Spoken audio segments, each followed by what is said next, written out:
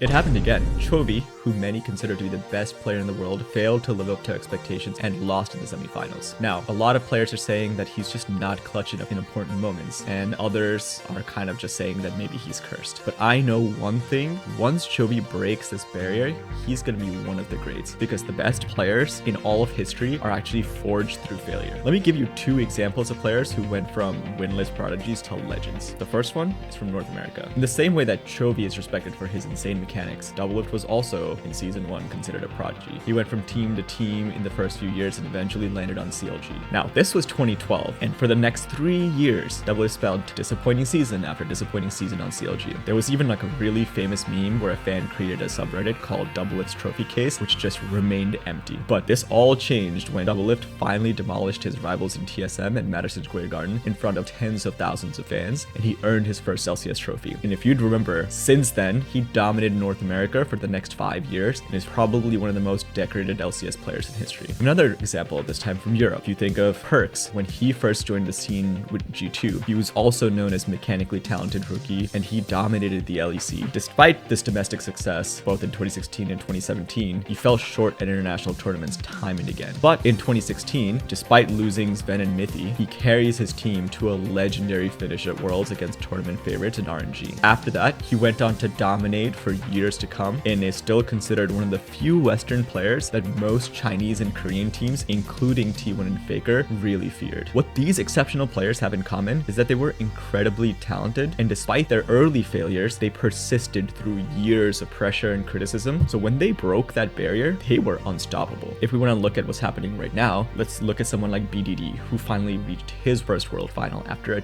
10-year career. You can't really help but cheer for him. It's like the culmination of a lifetime of struggle that he's being rewarded for, and you don't really even have to understand League of Legends all that well to see how much it means to him. Every player has different barriers that they must overcome, and I think it's one of my favorite things about League of Legends, because watching players like them achieve the things that they can inspire me to feel that I can do the same things in my own life. So bringing this back to Chovy, I think the reason he's going to be great is last year, Arnold, the CEO of GENG, kind of did an interview after they lost, and he talked about how Chovy, as soon as he went back to the practice room, he immediately went back to work. And for me, I think I'm just waiting for him to come back and try again, because I know once he breaks through this barrier, we're gonna see the next unstoppable monster.